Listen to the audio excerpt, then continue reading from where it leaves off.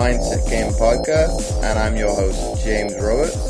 Before we get started with this week's show, first off, let me take this opportunity to welcome back the regular listeners.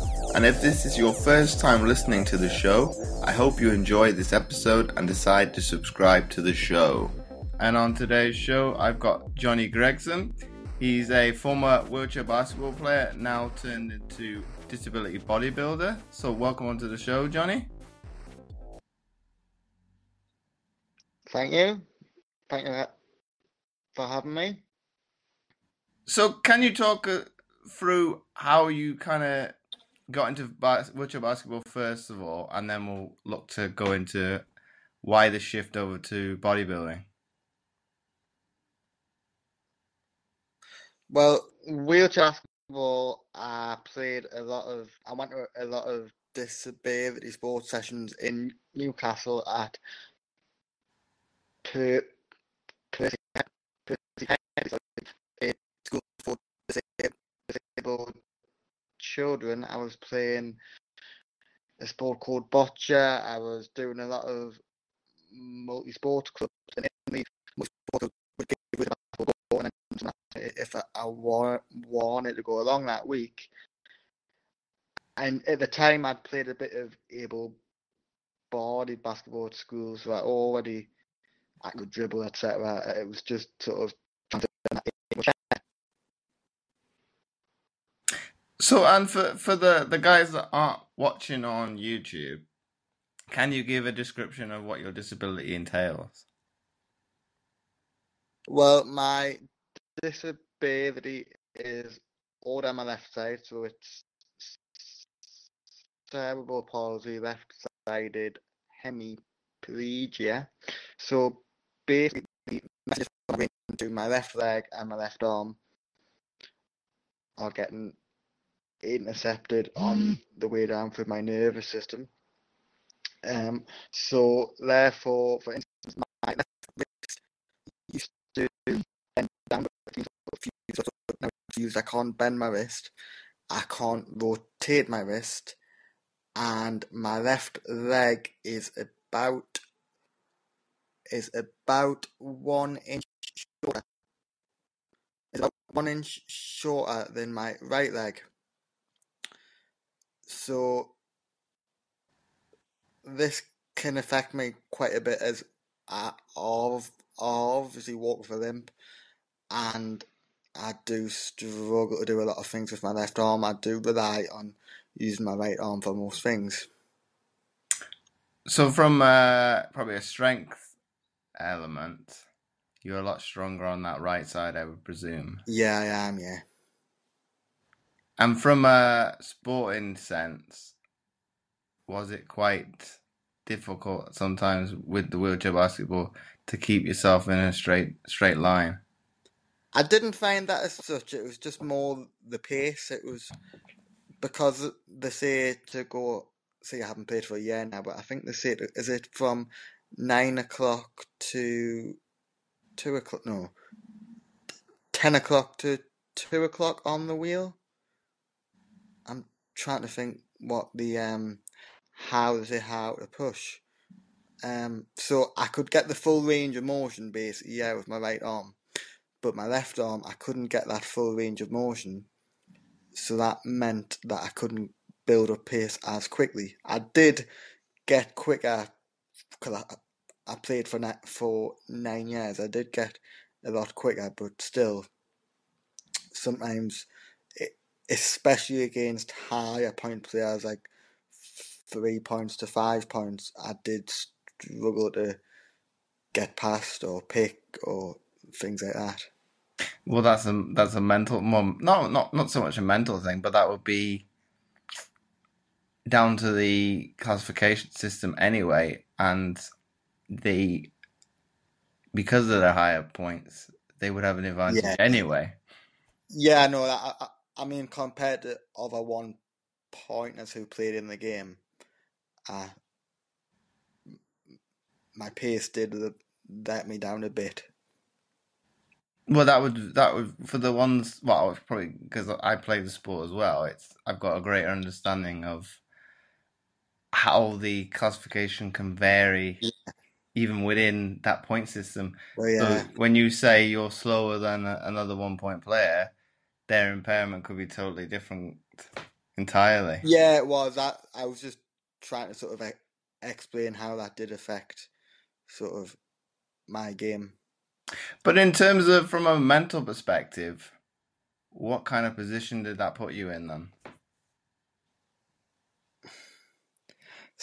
Because I've sort of grew up wanting to succeed in what I do and not just be that extra number in basketball, be that extra number on court, which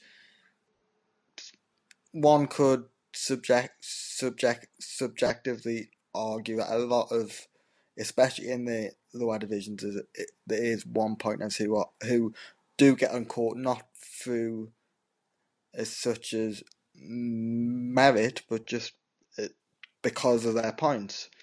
So, like, I've played in some games where you just sort of feel like you're pushing up and down the court, little involvement, pick for your forward, but then you've got to have that understanding with your forward, otherwise you're just sort of getting in their way.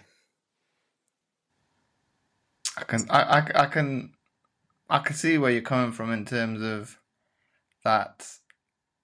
Um, Not really. It's not really a commodity. I think the higher you go up the divisions, I think the lower point is a gold dust though. So you're kind of more in Yeah, demand as you go up.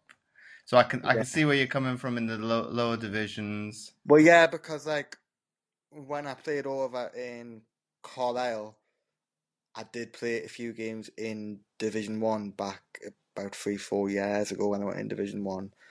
And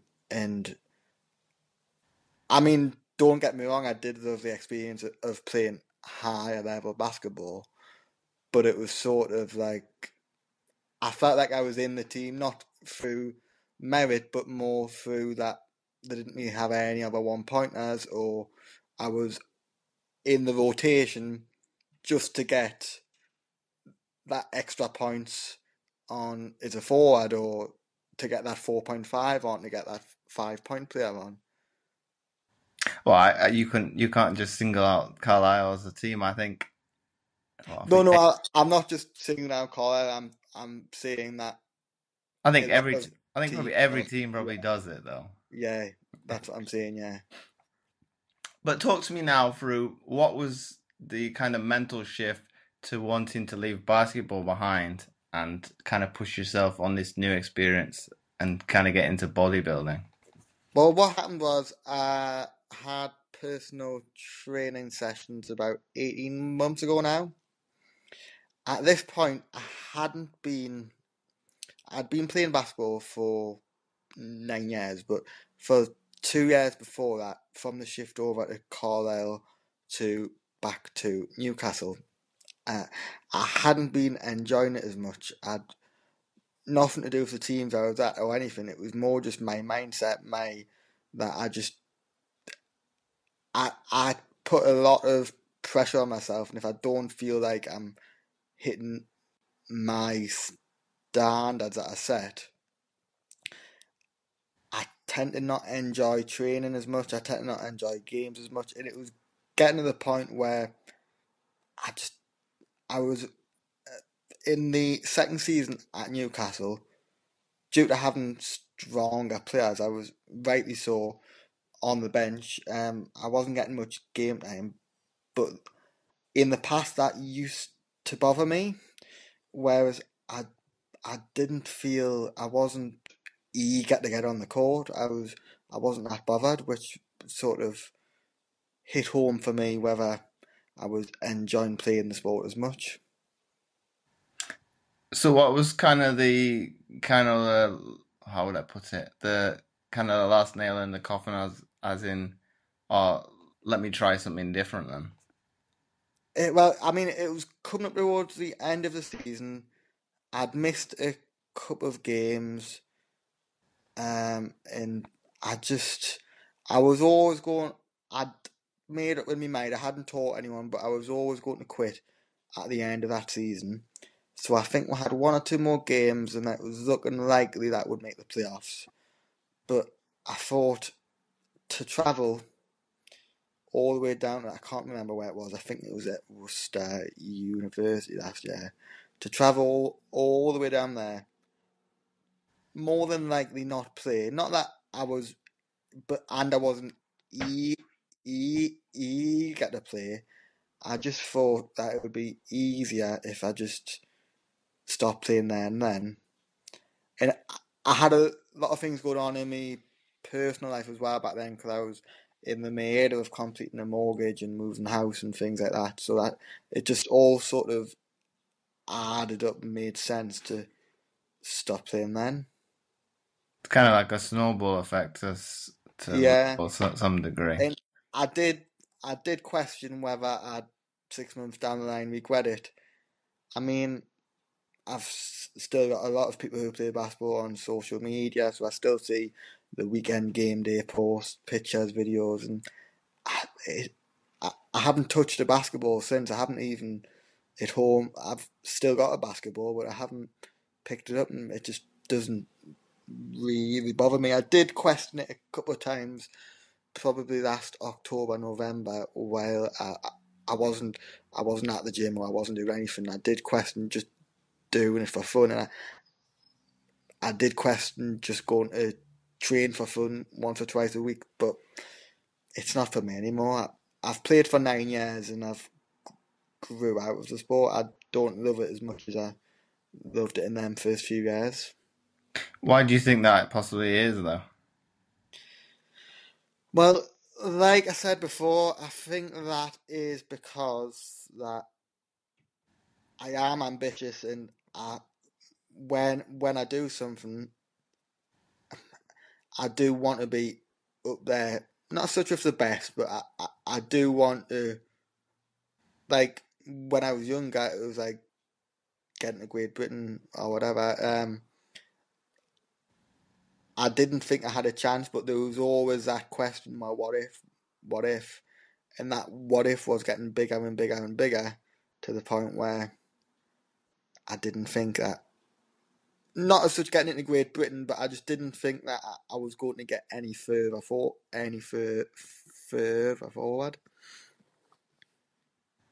And then I've seen that recently you've now done well, it's a show, as you would say in the bodybuilding world. Yeah.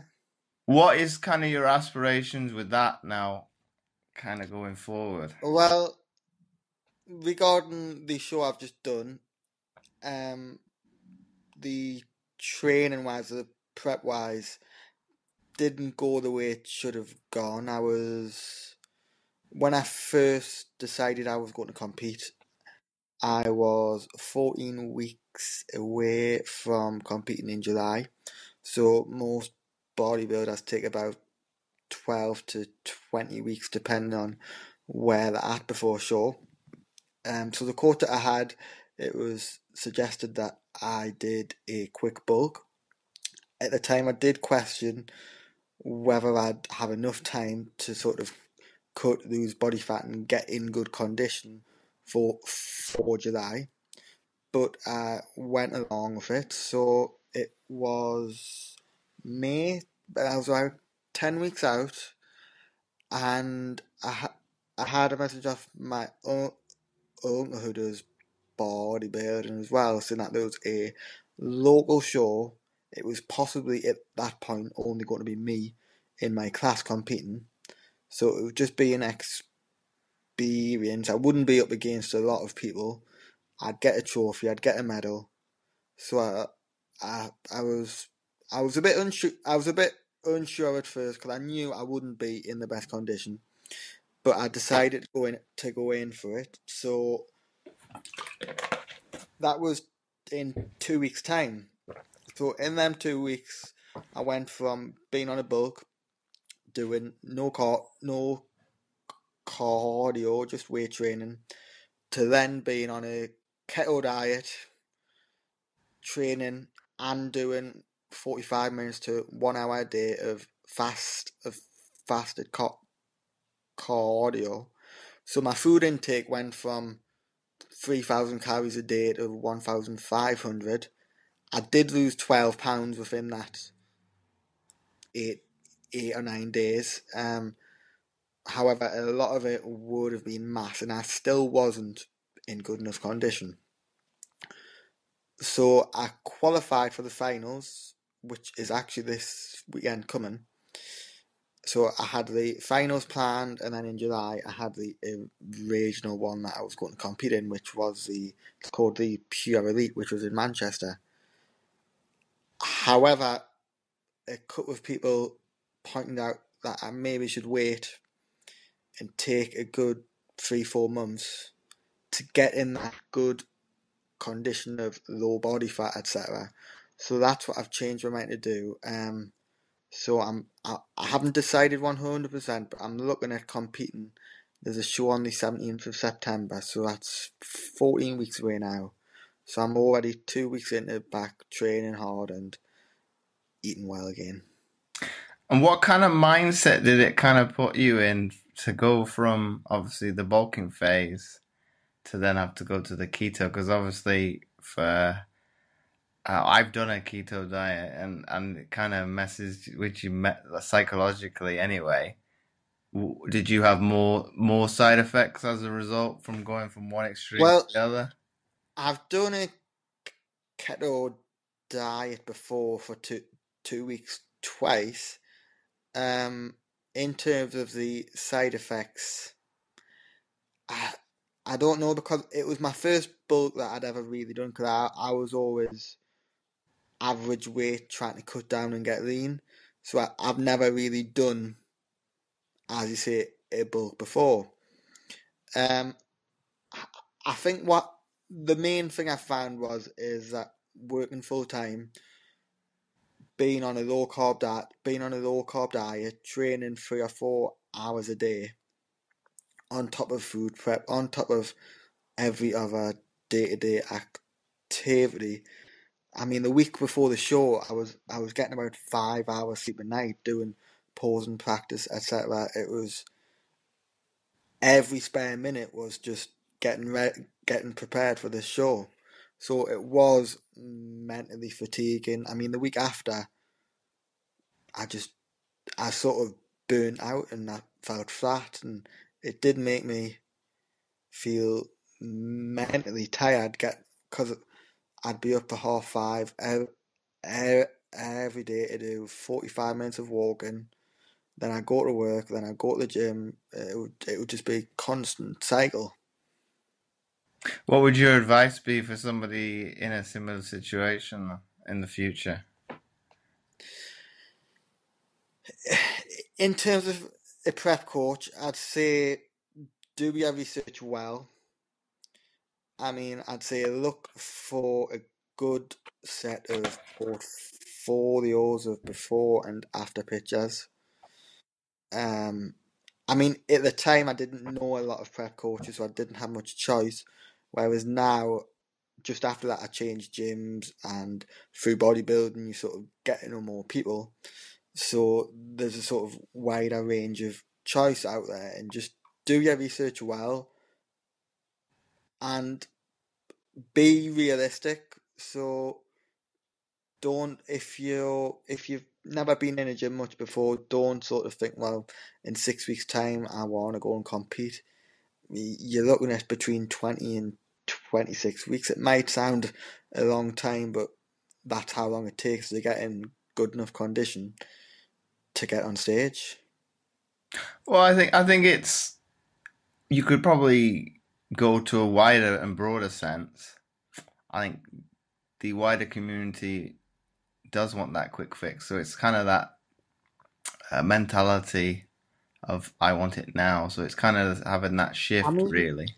you can, in terms of weight, you can get that quick fix, but you will lose a lot of mass. And the whole point of, even because you've got bodybuilding and you've got physique, which is less about muscle, more about condition. Even doing physique, you're still going to, if you haven't got much mass, if you haven't got a great deal of mass, you still you're going to look lean, but it's just not going to look the right look to be on stage, and you're going to stand out from the rest on stage. Well, I wasn't questioning that because obviously when you look at weight loss, probably most people don't understand that difference between what is fat loss and what is weight loss. Obviously, weight Yeah, loss, you're going to lose that muscle mass as well, which, well, if you're looking to put mass on, we'll say, if we single out the males, and most of the time that's going to be the case, yeah, that's definitely something you don't want to do because you don't want to lose that mass that you've built up. Obviously, you want to look at that fat loss more so, and it's probably more educating people to kind of know that what is the difference. yeah. I mean, for me, weight loss is good, but fat loss is the most important thing, really. Um, like some people can start off on X weight, cut. Sorry, they can start off on X weight, reasonably low weight, do a bulk, and then cut again and weigh more, but still have less body fat than the first weight. But does that not come down to experience? Yeah, it does, but a lot of people are, even myself, if I get weighed and I weigh myself on a daily basis, taking my average weight each day. So weight does fluctuate. I do make sure I get weighed at the same time each day before I eat, before I take in any fluids, but my weight still can fluctuate. For instance, from yesterday to today, I think I put 3 pounds on, but my diet was on point. Ev- Everything was the same. I trained yesterday. So it's not all about what the scales say. What could you contribute that difference in being? Would you say it was water then? Yeah, I'd say that fluctuation was water. I did drink a bit more fluid yesterday. So today I've drank less. So I've still hit I think on my diet plan on a rest day, it's at least 2.5 litres. Then obviously on a training day, it's that plus the amount that I lose. So I have hit a good enough amount, but not as much as yesterday. So we'll see if that makes a difference when I step on the scales in the morning. And in terms of you actually calculating your, what would I say, your water, not retention, loss after exercise, do you look at, um, it would be your, looking at your, I can't remember how you calculate it, but you would look at doing how much sweat you've lost. Well, no, you do it. Would you go about looking what you weigh before the session and then weigh yourself afterwards so you can calculate the water loss? Yeah, that's what I do. Yeah, And then also, do you incorporate any like sports drinks to replenish your electrolytes, or is it just purely water? just purely water because I mean I know they're all low carb, but yeah. So I have my macros that I have to hit each day: carbs, protein, fat, etc. And I know you can get low carb, say Lucozade etc. But to fit in with my macros and my calories, I tend to go for drinks that don't have any calorific value. It's quite limited. Well, the only liquid I can think of is only it would be water, and that'd be about it. Yeah, yeah. And in terms of kind of, you were saying your next competition is now in September. Is there, if we kind of go more specifically into disability bodybuilding, is there multiple categories within it? There isn't, which is sort of a downside to that, because at the moment, I mean, there's a currently a Facebook group chat with I'm guessing 90% of the people who do bodybuilding in the UK, and off the top of my head, there's only 15 to 20 in that max. So, I mean, at a national final, say for instance this weekend, I think you've got about 10. So when you consider that compared to wheelchair basketball, where I don't know the exact figures, but you've got thousands, I'm guessing, at least 1,000 competing in the UK. I would have thought so. It might even be more than that. It does give you that scope to split classifications up even more. But then it probably would come down to, is the demand there for splitting it up? Not yet, but it is getting bigger. Like just through word of mouth. For instance, 12 months ago, I didn't even know it existed. So then, as I was getting more and more in the gym, I thought, well, I'll just have a look. And because through playing wheelchair basketball, I kind of knew that there was a lot of sports that even then I hadn't heard of. There was a lot of new sports coming up. So I thought, just give it a look on Google, type it in, and stuff came up. And then at the time, it was always just in the future. But then that was back in March when I just decided to just go for it.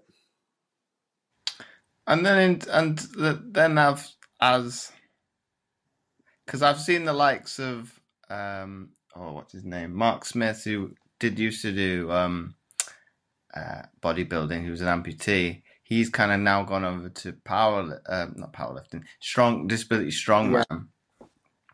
Would you ever consider possibly doing something like that? And maybe, I don't know, not maybe say strongman, but maybe like powerlifting or something like that.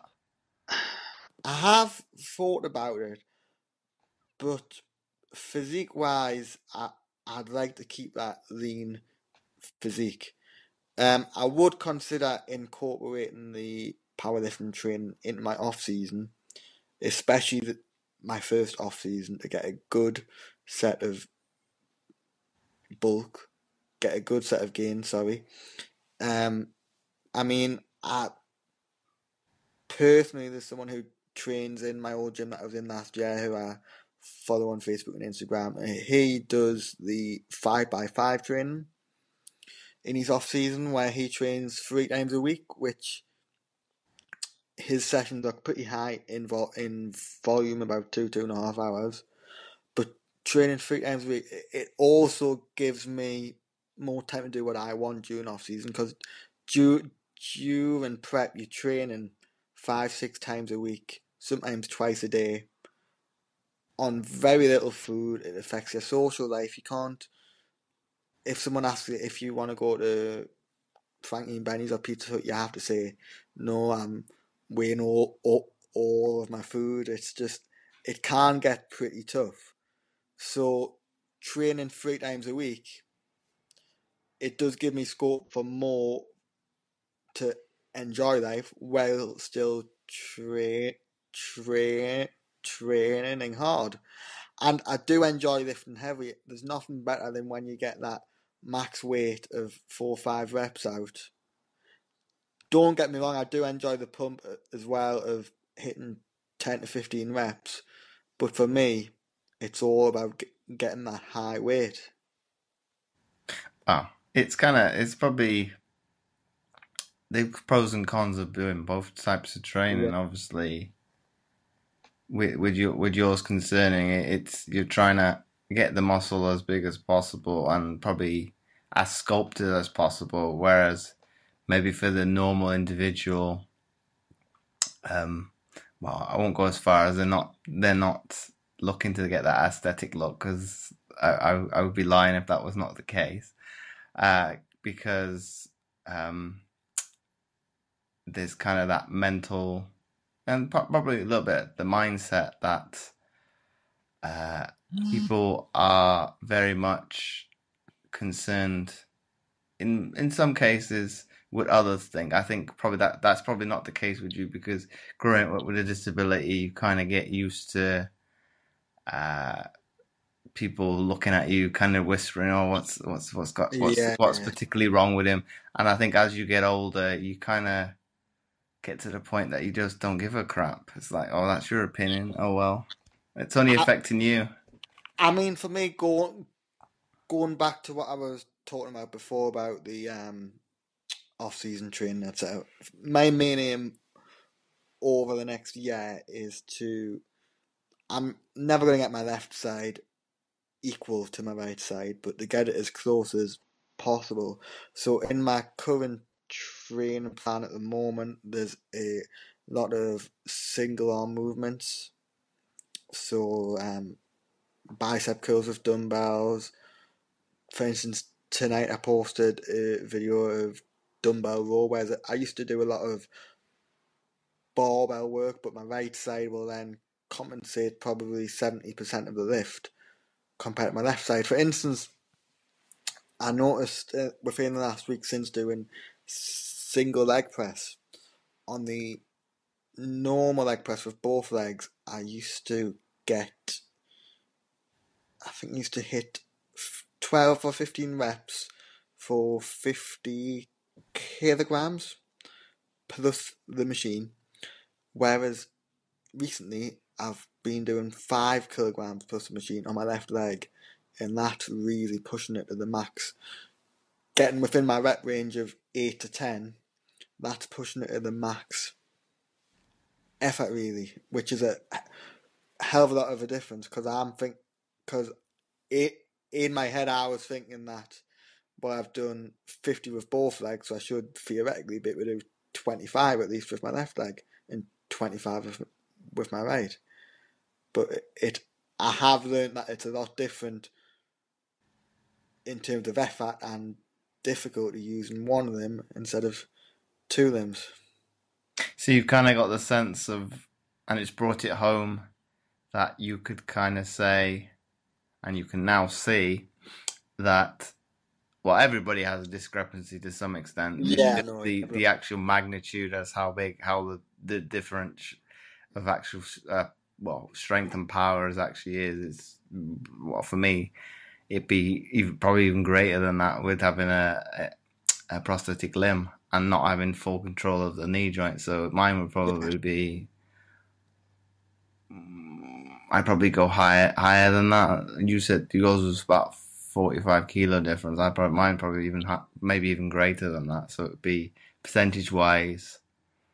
Oh, I wouldn't even want to try and guess. It's probably even greater, and it's probably I think is a good one to look at, especially within the disability community. It's looking at well, that's where you want to get more gains is working on that I predominantly weak mean, side. what I've also noticed is that weak side, the range of motion isn't as much. For instance, in a leg extension or a leg curl, I can't seem to be able to get my leg, like on a standing leg curl, which I posted yesterday, I can't get my leg sort of right bent up against the top of my bum. Whereas with my right leg, I can get a full range of motion. I am hoping that the range of motion will increase over time. So I'm not aiming to go too heavy and just trying to keep getting that leg further up every But would rep. that range of motion, Johnny, not come back down to having the elasticity in the muscle due to the cerebral palsy? Wouldn't that be a little bit of a factor as to why the range of motion Yeah, is it great? would. Yeah, I'm just trying to build on that and get as far as possible as I can with that range of motion. For instance, with my biceps, I've always struggled. At one point, I only used to do a bicep curl on my right arm. No normal form used to use my left arm, so my right arm was getting I was killing 16 kilograms with ease on the right side. But then what I did was I dropped the weight and started doing hammer curls with my left arm and my right arm. So I'm always going now to the max rep of my left side. So on one of the videos that I'll be posting later on the lat pull down, which I do my left side first, then my right side. I got 8 reps on my left side. So then on my right side, I got up to 8, but I felt like I'd do 5 or 6 more.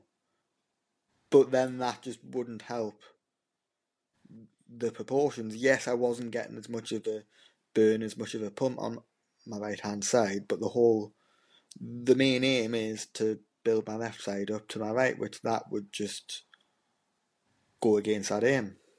Well, it's coming back to the simple principle of what you're trying to attain, isn't it? It's because it's what bodybuilding is looking to attain is that asymmetry. Yeah, which I sometimes have to just remember that because when you only go to say 8 reps, like I've explained in that case before, you feel like you haven't worked hard enough because your right side isn't.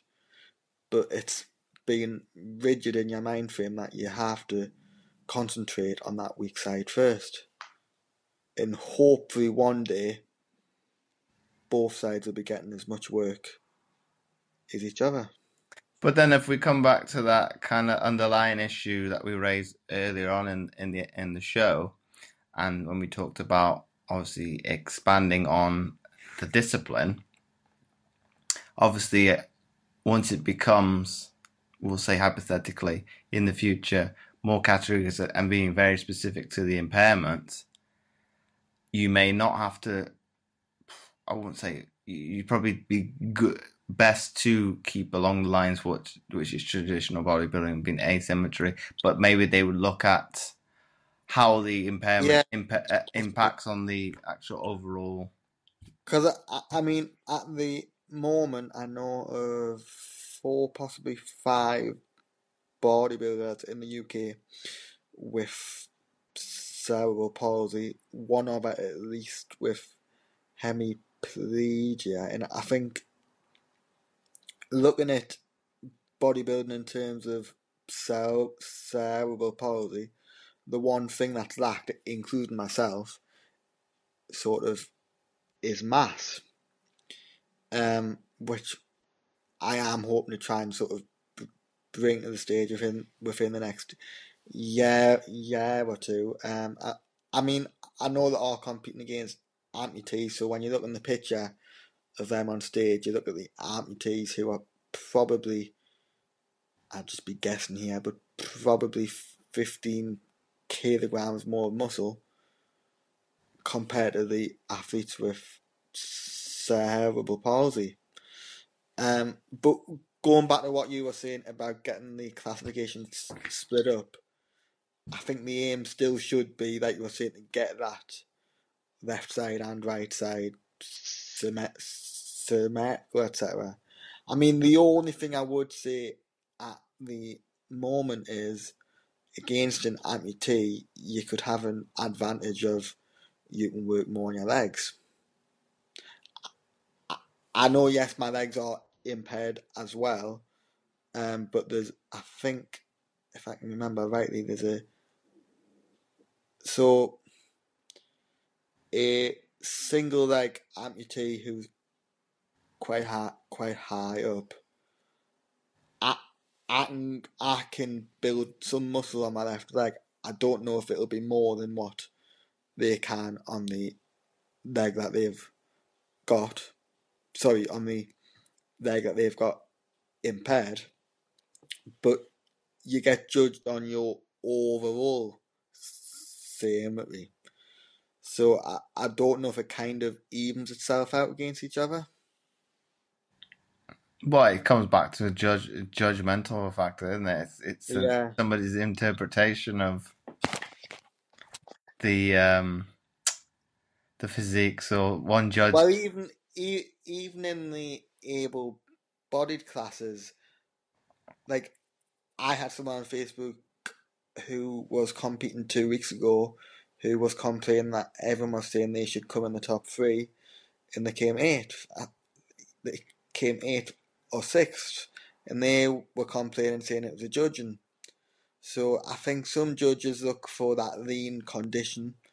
Some judges look for the mass. Some look more for symmetry.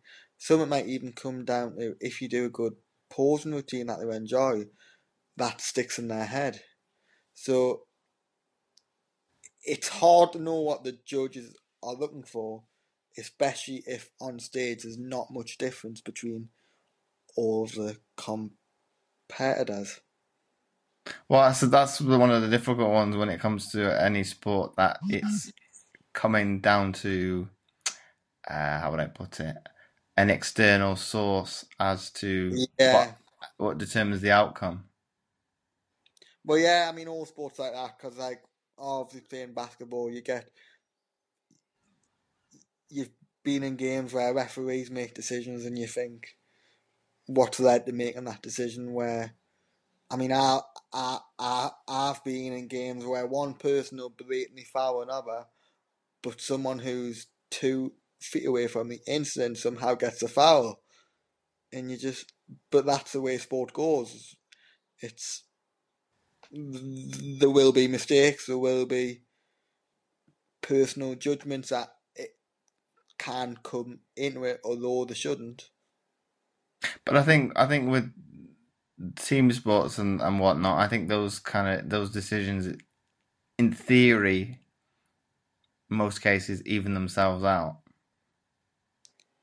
Yeah, I think you're all right in terms of basketball. Going back to playing that, especially you'll tend to find that do even themselves out. But sometimes, I mean, it's a bit hard because when it's against your team, it can be quite biased. But I've been in games where people thought the referee was against one team compared to another. But then I've even been in games where the referee was against both teams, where both teams thought the referee was calling fouls that didn't not such didn't exist, but soft fouls constantly. I'll not name referees or anything like that, but I think that's the people referee who wants play to be in the center of basketball, attention. That is. people who play basketball, no doubt know who I'm talking about. But yeah, But kind of with going forward with your bodybuilding, obviously you're looking to give it well, not give it the best that you want, yeah. but bringing the best of yourself. How do you think? How do you see your future within the sport? I mean, at the moment, there's only one professional disabled bodybuilder, who can walk. There's a few in wheelchairs. From what I know, this is I'm just going off what I've been told through word of mouth. I mean, that would be not such a goal, but kind of a dream to sort of get paid to sort of train me, basically. I mean, I I am getting the odd sponsor here and there.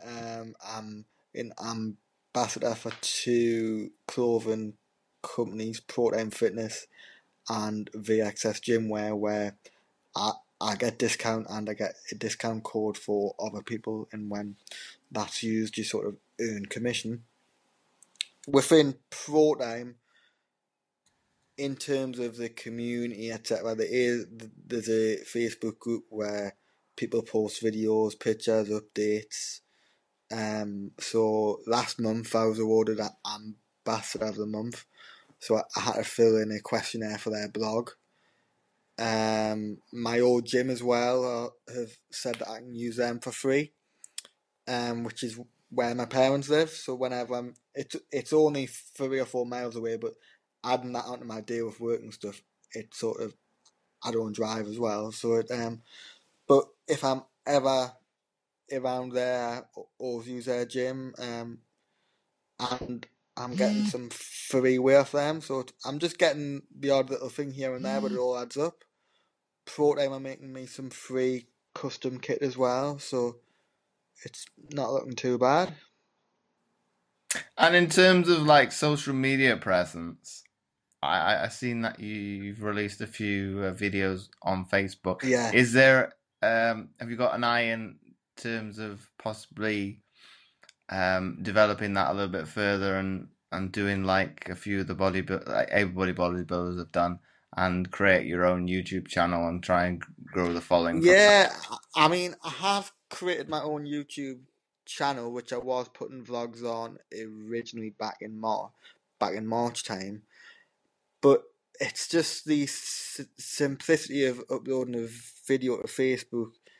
It just works out easier, and with because I don't have a great deal of time to vlog. As people see my vlogs, sometimes are pretty brief because my lifestyle is quite hectic. So I do try and get clips of all of my workout, especially, and I do try and put good content in. But when you do a vlog, when you say when you first woke up in the morning, or when it's late at night, you just sort of your mind can sometimes go blank, and you think afterwards, why didn't I put this in? Why didn't I put that in? But I do try and put some content in there, and just sort of explain how I'm feeling really, because I know prep can be a very mentally tough time. Well, it's kind of a personal touch as people are going to have mental blocks time to time. It's not the most how would I put it? Comforting experience for some people to be in front of a Yeah, camera, let alone do you do it live or no? I don't do it live. What I normally do is I'll record. So, for instance, today I've already recorded. I normally do a piece in the morning, just sort of explaining what I'm going to be doing that day, etc. Then I'll record my workout if I train, and then I do a piece on the night time, just sort of saying how the days went, how that session went, and about my diet and things like that. I was putting pictures in of what I was eating with it, but then my diet is quite repetitive each day, so I'm trying not to make the videos too like, for instance, every four days I'll train legs, every 4 days I'll train push. So I'm trying not to make every push video the same each time, but it's hard to add in new content, especially like I was saying when you go back to what I said before, when you're getting up at 6:30 in the morning off 6 hours sleep, you're not as fresh as you'd hope, and you haven't got as many ideas as you'd hope. I mean, I do tend to, things do come up in my head throughout the day, which I will try and add in sometimes, but it it doesn't always go as planned. But I think, or probably the more experienced vloggers, even podcasters, probably there's probably too many to actually name. They talk about it as people would say, "Oh, you sound um, as if you're a broadcaster. You sound it looks as it comes across quite natural." But as they Yeah, say, go back to when they started and look at how anybody that's done video but or I, whatnot will I probably am test to. hoping to improve it over time, Well, and it comes back to anything. It's practice. improve the content as well. Like, I mean, for instance, one of the ideas I came up with today is on my rest day, my vlog can be pretty short because take out the sessions, you're probably talking 2 or 3 minutes long. So what I was hoping to do is just focus more on a particular topic. For instance, like I was explaining before, I've went through doing a keto diet, or I'm an ambassador for companies talking about, because there is more pros than just the money for doing that. There is other benefits that you can reap from being an ambassador for a company. I, I, I'll just mention one now, for instance. It's the counter beer that you've having to post, say, 2 or 3 pictures at least a month in their brand. You don't want to be looking completely out of shape because A, what's the point? And B, it's just like going back to the money kind of. Who's going to want to buy a vest that someone out of shape is posting a picture wearing on Instagram? It just doesn't add up. It comes back to that mindset, like you said. You could probably go as far even with my industry.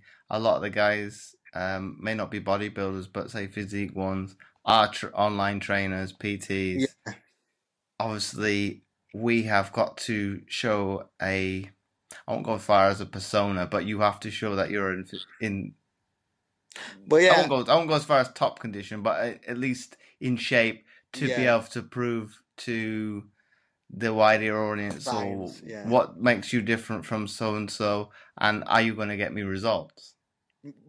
Well, yeah, that's. I mean, I haven't mentioned this in the interview, but I am doing a personal training course as well.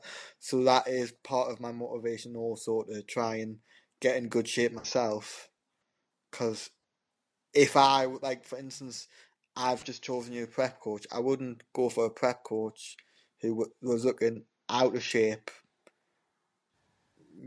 rarely being in shape, where there's not a great deal of content, pictures, videos of them working out, etc. And like I went back to before, having a portfolio of other clients who they've trained.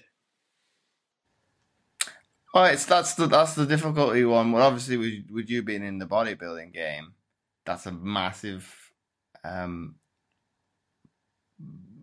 plus for the to work with somebody that's got the experience and can show the results.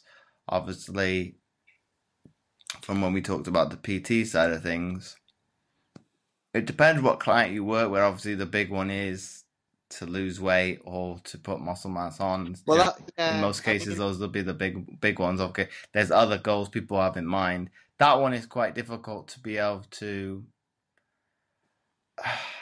show how they've kind of improved, other than a client testimonial would be the only way, and it comes back to how it's worded and maybe somebody's interpretation of how they read it. just going back to transformations, etc. I was it was about 6 months back now. I used an Uber, and the guy who was driving actually worked as a PT as well, which just shows that it's not as easy as it is because he's having to do 2 jobs. But he was saying he had one client in particular where their diet was atrocious. They were training with him. They were paying him up to £1,000 a month, but they just weren't getting anywhere. And it was like you've got that line of having a client to make money, but then at the same time, if you can't broadcast their transformation, it's a bit of a catch-22. What do you do in that situation? Because they aren't actually getting any gain from it. You feel like you're just taking their money off them, but they are still willing to work with you. Well, the only advice I'd say to you there, probably from personal experience, is obviously you're trying to make an income. Yeah, You're trying to grow, which in effect is a brand. Um, it probably comes down to why are they still with that trainer is probably probably less to do with the training and probably more to do with his motivation. personality and Yeah, character. yeah. I mean that was one thing that, although I do question my decision now for which prep coach I chose at the beginning, they were motivational, they were enthusiastic. Whereas some I spoke to who didn't really know me as well didn't show that enthusiasm. Not that I've learned now, not that it's all about that, but that does help in when someone's looking for a personal trainer, even if they are looking around first to decide who to go through, that can be a standing out factor. Mm-hmm. And last question before we wrap the show up is, if you had to summarize this episode into one sentence, what would that be? And kind of for somebody to take away from the episode. I'd say it would be,